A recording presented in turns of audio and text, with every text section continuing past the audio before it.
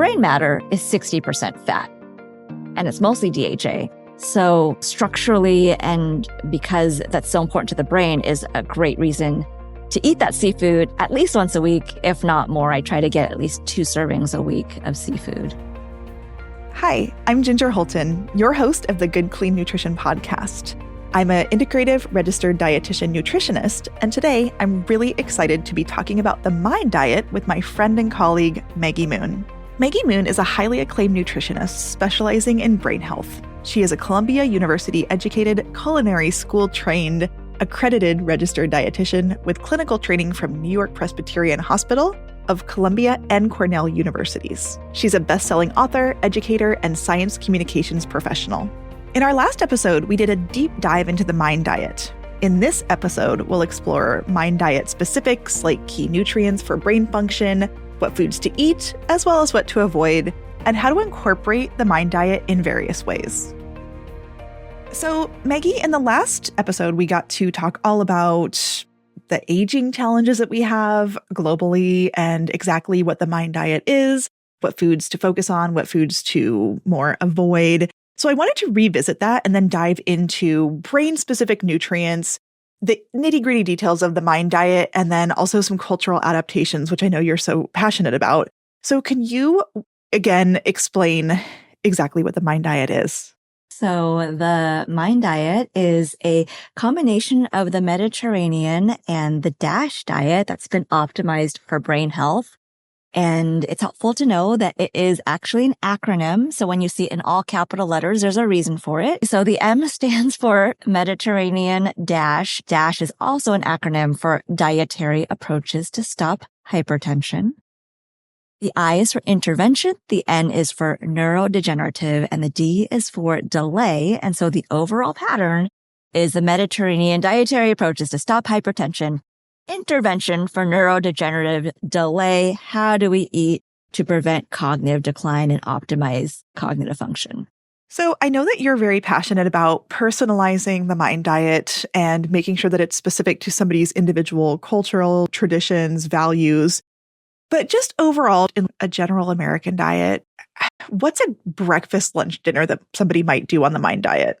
Breakfast could be a piece of whole grain toast covered with avocado and sunny side up egg drizzled with olive oil with leafy greens on the side. Snacks might be a handful of walnuts or some other nuts and seeds throughout the day, and maybe some dried fruit that's high in polyphenols like dried blueberries or dried prunes.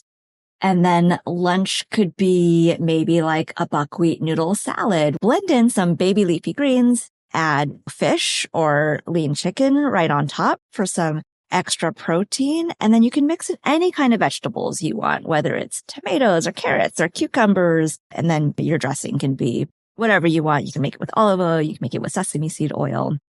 Also a really cool chance to add in some fun spices that are so high in polyphenols, whether it's like a chili powder or a turmeric-based dressing. If you want another snack in between, maybe it's a piece of dark chocolate with some nuts. And then dinner could be a beautiful piece of skin-on fish that you have seared in a chefy way, where you mostly cook it on the skin side and then pop it over for the last minute.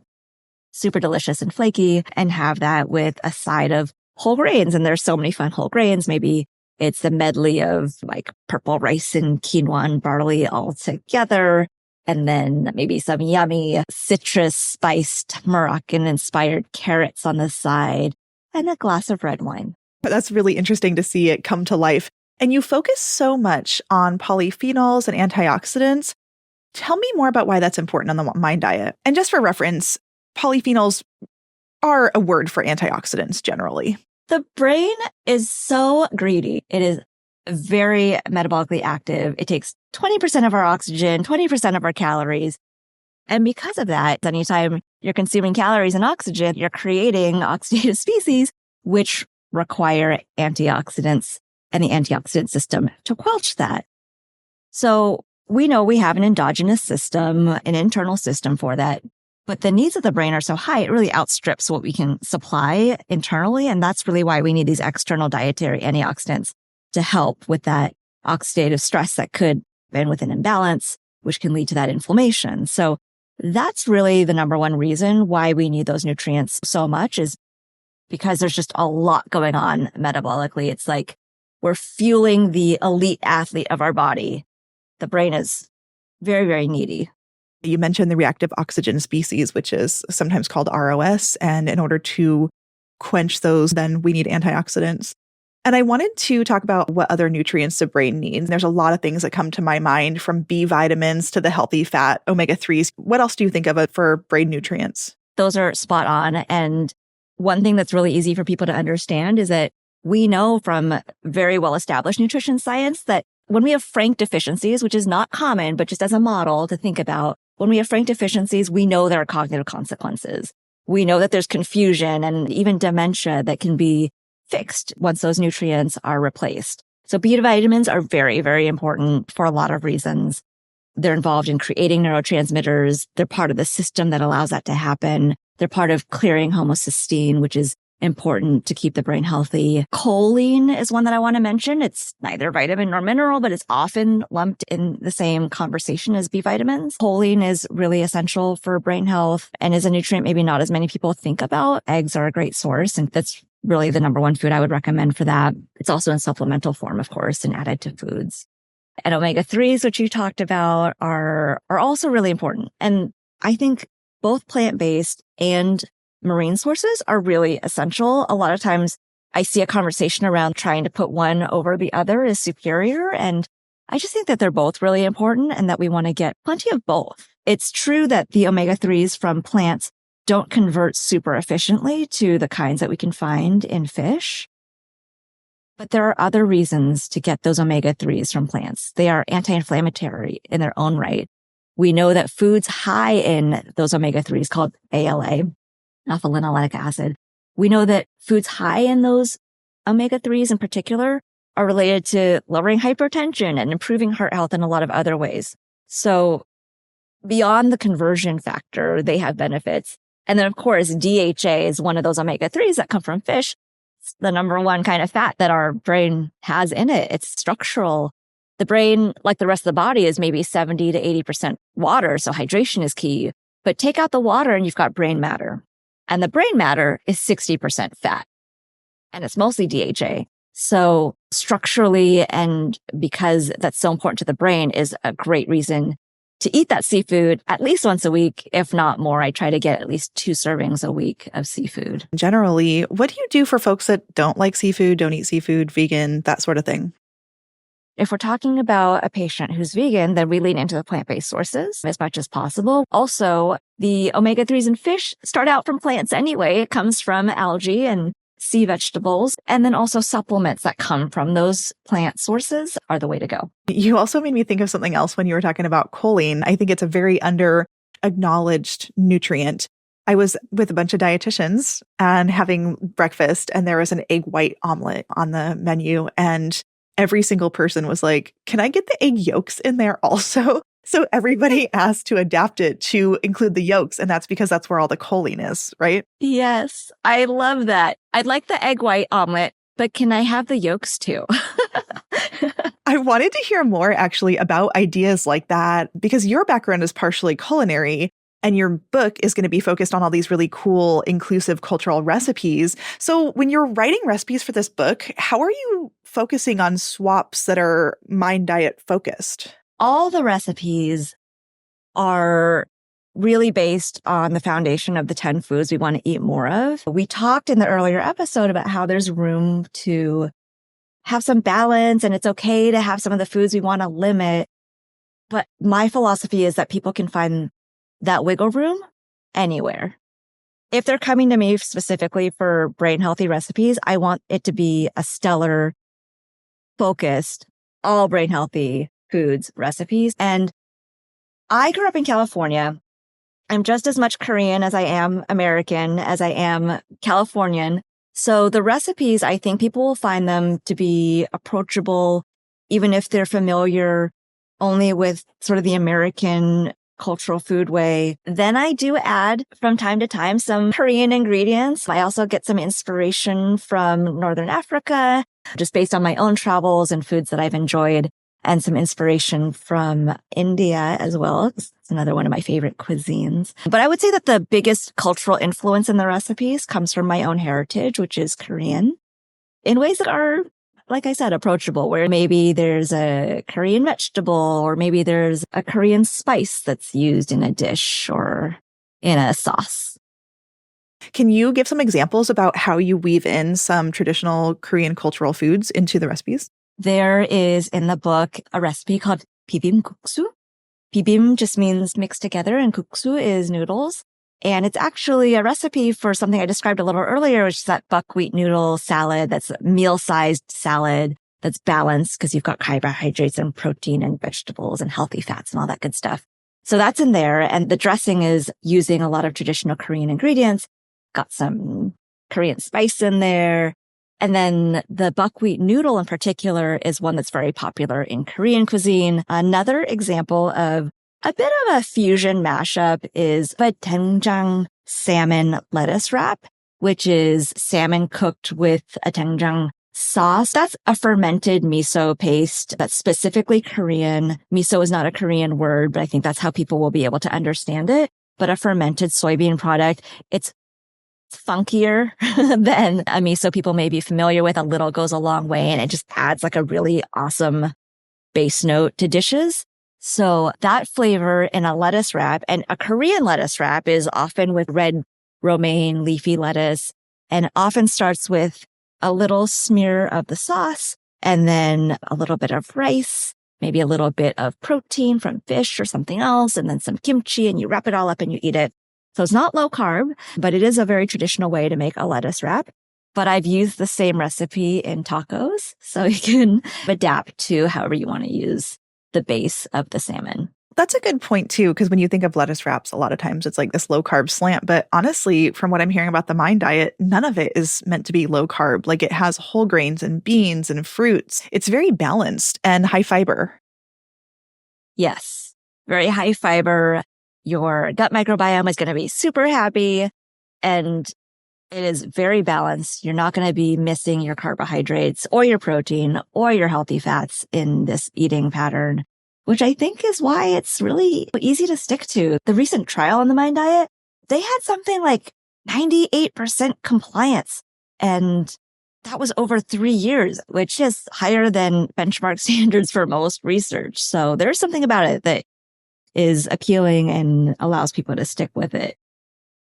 Yeah, dropouts in nutrition research are a really big problem. So I get a lot of questions working in cancer care about ketogenic diets, which is very low carb, very high fat. And when I'm diving into that research, because my clients are like, should I do this for this or this cancer? The dropout rates are so high in short periods of time because people can't stick with the diet. Same thing for some of these weight loss trials when we're doing low calorie plans. People cannot stick with that. But that's fascinating to hear that there's like almost 100% compliance over 3 years. That's really unheard of. Yeah, it was incredibly impressive. And I'm glad you mentioned the ketogenic diet. And there have been attempts to make it like a green ketogenic diet or like a Mediterranean ketogenic diet to increase the vegetable intake. But you're right. The therapeutic levels of the clinical ketogenic diet is not meant for long-term, first of all, and is incredibly difficult to maintain. There's that alone, which is a reason for caution, but also you could be missing out on some nutrients. And if we're talking about older adults, it can be really critical to make sure that we're getting all the nutrients we need to help nourish them. You mentioned earlier olive oil. It's a big part of the Mind diet, but it also is sort of specific to one culture. Can you speak to oils and different fats used in your book or the Mind diet in general? If we think about the fact that the overall pattern is meant to reduce the impact of saturated fat on the brain, then it makes a lot of sense for olive oil to be in there. Plus, olive oil is so high in polyphenols. It's very well researched as well, and it's delicious. So lots of reasons to include olive oil, and it is part of the Mediterranean culture, but it is not a universally used oil, especially in other parts of the world. For example, researchers in Korea adapted the Mind diet for the Korean population. And instead of olive oil, they used perilla oil. And perilla oil used to be, and still is, one of the most common everyday cooking oils. And it comes from the perilla seed, which is a small little seed about the size of a grain of quinoa. And you can eat the seed, you can eat the oil, and you can eat the leaf. But the seed and the oil are also super nutritious. We just haven't studied it as much. I did see a study that found that perilla oil is incredibly high in plant-based omega-3s, so that ALA omega-3.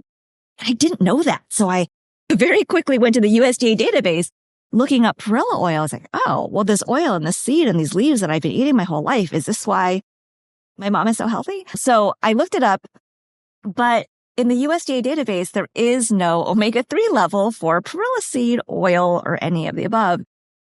It's just those two dashes, that blank of like, we don't have the data.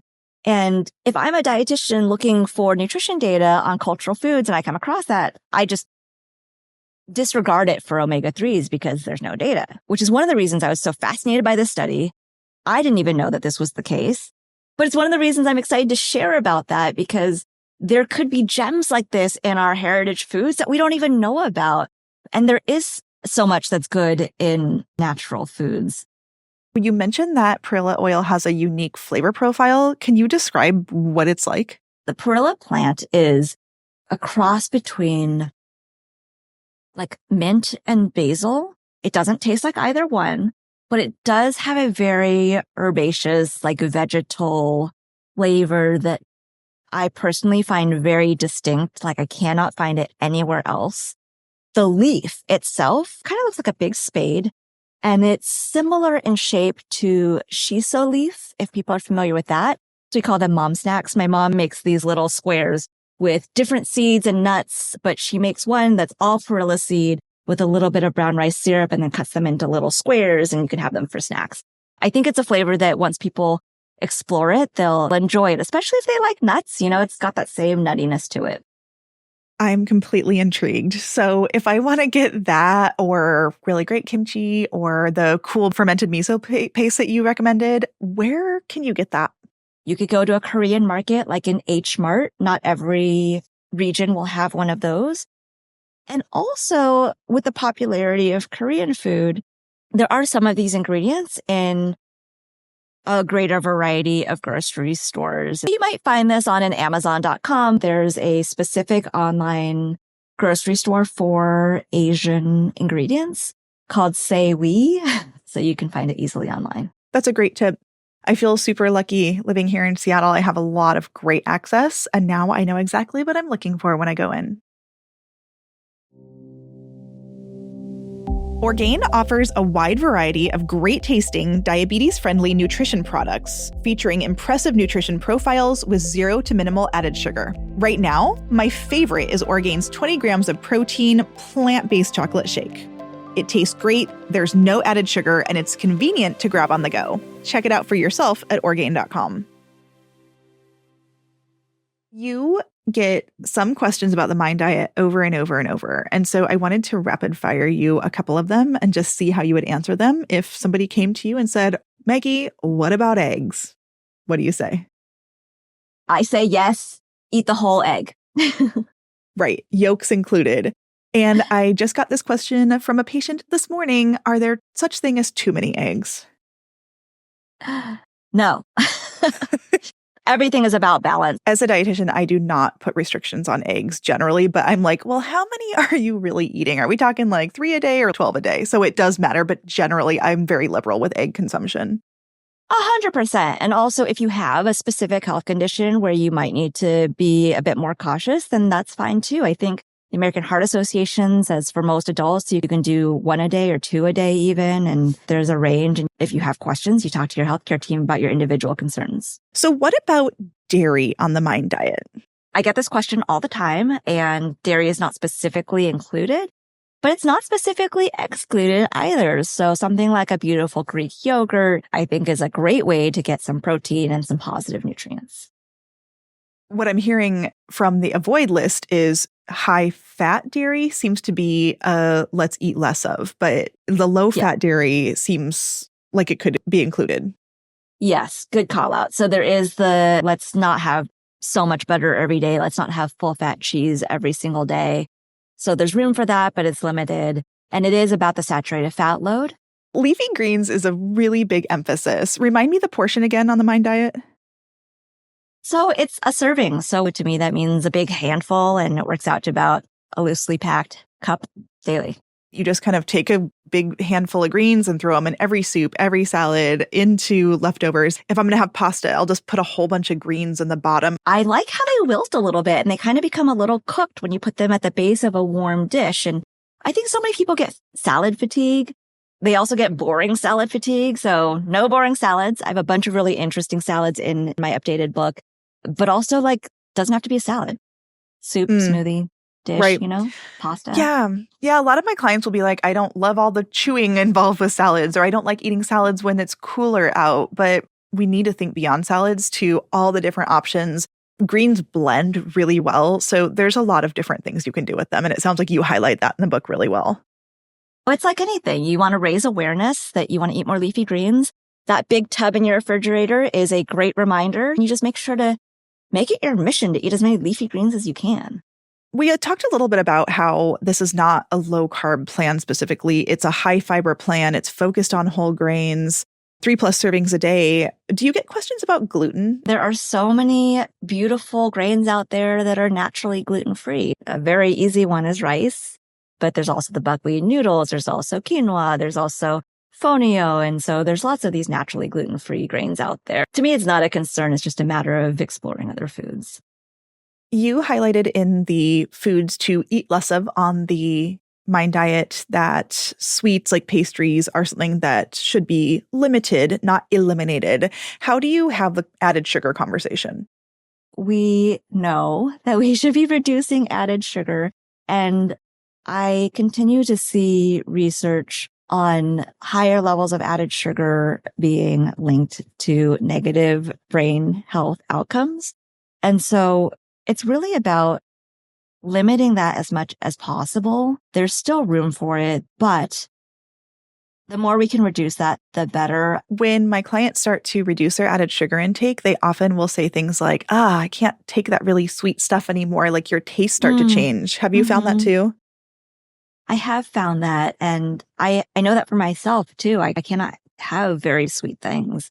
So I think that's a great point, that what we might not prefer today, that we can adapt to it either way. The early DASH research you might remember is reducing the amount of salt. Salt makes things delicious. We love salt. But the research found that when you gradually reduce your salt intake, you adapt and you start to prefer foods lower in salt. So it's not set in stone what you're going to like and dislike, which I think is really empowering for people, just to know that just keep going, just keep trying it. You know it's good for you. And then maybe in a couple of weeks, you're even going to like it better. So the Mind Diet generally allows for some wine. I'd like to know if that's really okay, because I'm also aware of some new research that's saying there's no amount of safe alcohol.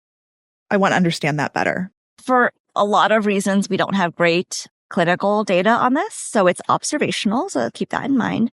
But the observational data from thousands and thousands of people, observational data is still valid, but it's not the whole picture. It looks like moderate wine intake is associated with better brain health, especially in midlife and later. We also see in the research that excessive amounts of alcohol is clearly damaging to brain health. And so I don't think that surprises anyone that we don't want to go overboard when it comes to any kind of alcohol. One study that I saw looked at alcohol-free red wine, so it was still high in polyphenols, and they found a brain health benefit. So when we're talking about wine in the Mind Diet, it might be the polyphenols in the wine that are functioning more than the alcohol. We don't really truly know. So that's kind of where we're at. I know it's confusing. So if you don't prefer wine, you don't have to drink it. You can still benefit by following all of the other recommendations. There are also cognitive benefits shown with the Mind Diet research, even following it halfway. So I think that's really empowering, that you don't have to be perfect, because no one's perfect, but you'll still benefit by doing most of the good stuff and cutting back a little bit on the negative stuff. And the last thing I'll say is that the adaptations for the Mind Diet in Korea and China, they don't include any alcohol. So clearly, you can still benefit without it. This advice has been given before. If you don't already drink, it's not a reason to drink. If it's already part of your lifestyle, let's keep it to 5 ounces a day or less. You mentioned a couple times smoothies. I get so many questions about smoothies. How does that fit into the Mind diet? Smoothies are a great starter for the Mind diet. I think earlier we talked about snacks as low-hanging fruit. Smoothies is probably step 2.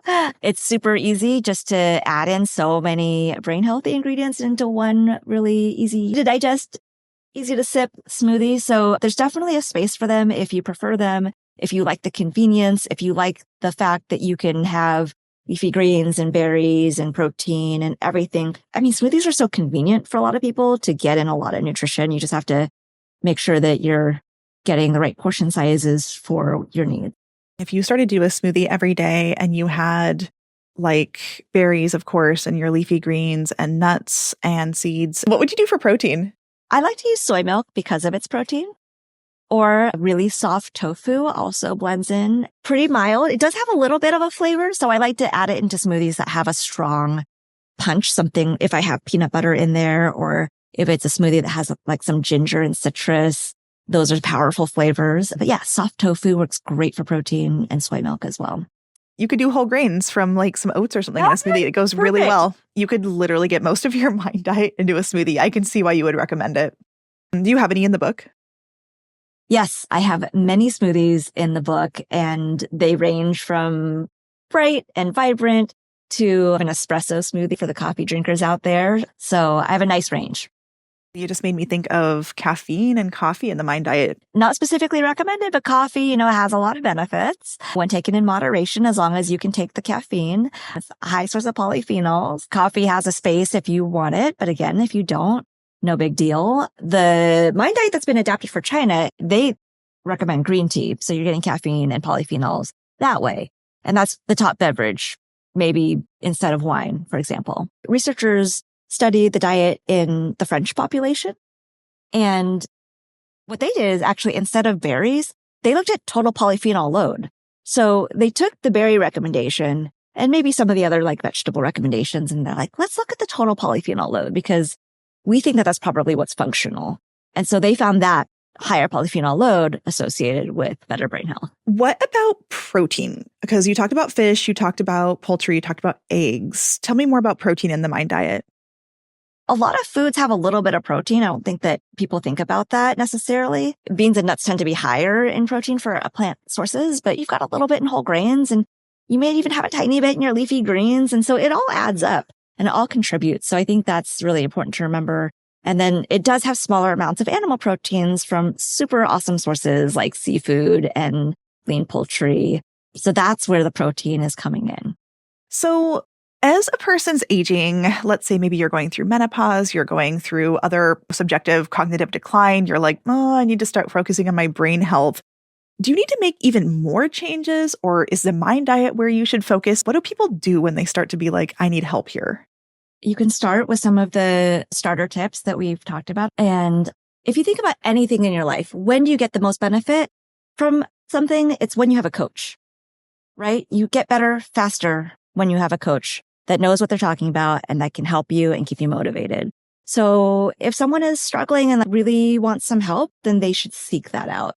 The other thing is that midlife is a really important time period. If you haven't already made some of these healthy behavior changes, midlife is sort of like, all right, let's get this into gear. We got to get this under control. Because once you have it as a habit, then you don't have to think about it because it's just part of your lifestyle. And I know that as nutrition professionals, we say it all the time that these small changes add up, but they really do. I mean, it's a thing we say all the time for a reason, and you just got to trust in the process and keep going and reap benefits. Can I ask you a personal question if you follow the Mind diet yourself? Yes, I do. The one recommendation I have the most trouble with is actually the wine, because I don't drink wine all the time. So I make up for that in other ways. What other ways? Smoothies, grains and greens bowls, lots of olive oil, lots of nut snacks, lots of mom snacks full of nuts and seeds, and also like really high polyphenol foods that might not be part of the Mind diet. So like, again, it's a guideline, not a prescription. And because of the way we've seen the Mind diet adapted to other cultures, we know that we can kind of add in some of our own flair. So whether that is dark chocolate or green tea or eggs or dates and prunes, I just try to have a high polyphenol load diet that is generally in line with the Mind diet. One of my personal obsessions is with beans, and so many cultures around the world include beans in traditional foods. How do you advise people eat more beans if they're trying to do the MIND diet?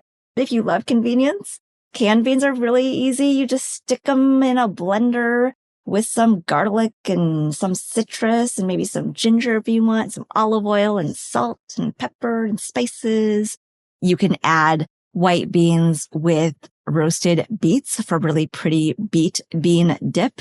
You can add walnuts, which are a softer nut, so they blend in quite nicely to add in some healthy fats to help lubricate that bean dip a little bit and add some extra nutrition and extra fiber as well on top of your super fiberful bean dip. You can use them as vegetable dips. You can use them as sandwich spreads.